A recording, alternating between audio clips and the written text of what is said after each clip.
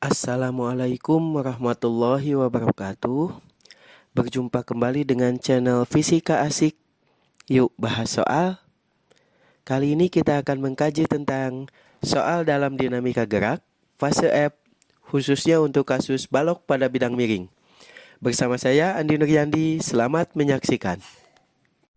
Baik, sebuah balok kayu bermasa 50 kg ditarik dengan gaya F dengan arah mendatar seperti tampak pada gambar.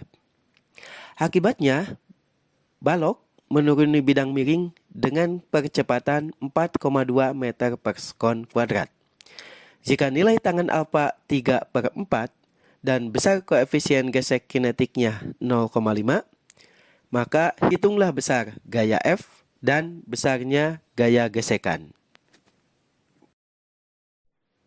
Nah, perlu Ananda semua pahami bahwa ketika balok menuruni bidang miring, selain pengaruh dari gaya F, juga balok dipengaruhi oleh gaya berat W.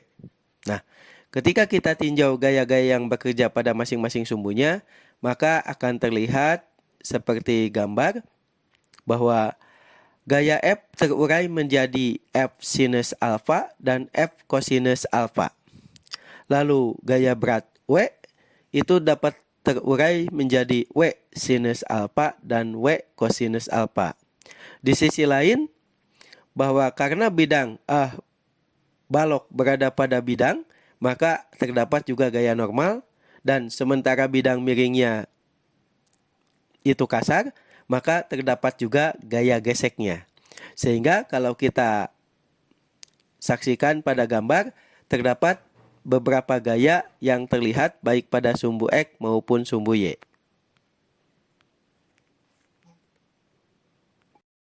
Baik, selanjutnya, jika sketsa gambar kita buat menjadi tegak, maka kita akan diperlihatkan gaya-gaya yang bekerja dalam arah sumbu Y atau sumbu yang tegak.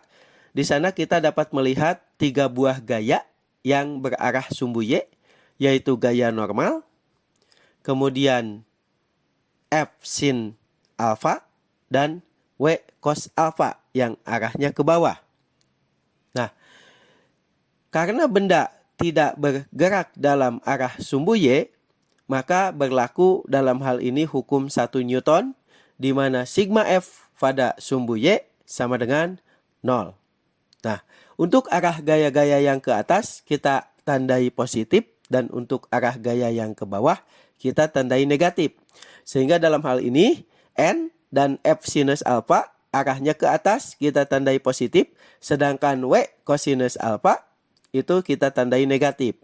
Jadi gaya-gaya yang bekerja pada sumbu Y yaitu N ditambah F sinus alfa dikurangi W kosinus alfa sama dengan 0. Nah, sementara kalau kita pindahkan F sinus alfa dan W kosinus alfanya ke ruas kanan, maka F sinus alfa akan bernilai negatif dan W kosinus alfa akan bernilai positif.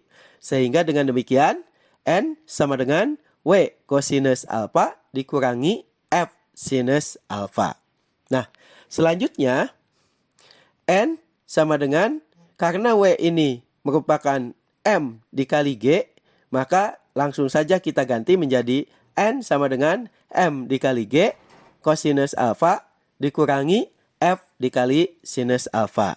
Nah, kita bisa memasukkan nilai-nilai yang sudah terdapat di soal, yaitu M-nya 50 kg, dan nilai G apabila tidak diketahui di soal kita anggap saja 10. Dan nilai kosinus alfa berdasarkan teorema Pitagoras, maka 4/5, sedangkan nilai sinus alfa adalah 3/5.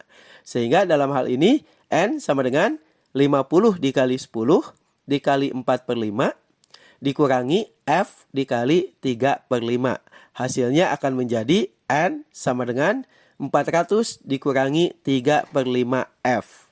Nah, karena di sini N dan F merupakan 2 variabel yang belum diketahui, maka kita anggap saja sebagai persamaan ke-1. Selanjutnya kita juga tinjau gaya-gaya apa saja yang bekerja pada balok untuk sumbu X atau sumbu yang mendatar. Terlihat pada gambar bahwa yang berarah ke sumbu X yaitu ada gaya F cosinus alfa yang arahnya ke kanan, lalu W sinus alfa yang arahnya ke kanan, dan FK atau gaya gesek kinetik yang arahnya ke kiri. Nah, sesuai dengan arah gerak balok, karena balok menuruni bidang miring, artinya balok berarah ke kanan. Sehingga dalam hal ini berlaku hukum 2 Newton, di mana sigma F untuk sumbu X sama dengan M dikali A. Nah, apa saja gaya-gaya yang berarah ke kanan kita tandai positif searah gerak benda, sedangkan yang berarah ke kiri kita tandai negatif. Nah, yang berarah positif adalah F cosinus alfa dan W sinus alfa, sedangkan yang negatif atau berarah ke kiri adalah FK atau gaya gesek kinetik. Sehingga sigma Fx sama dengan M kali A akan menjadi F cosinus alfa ditambah W sinus alfa dikurangi FK sama dengan M dikali A.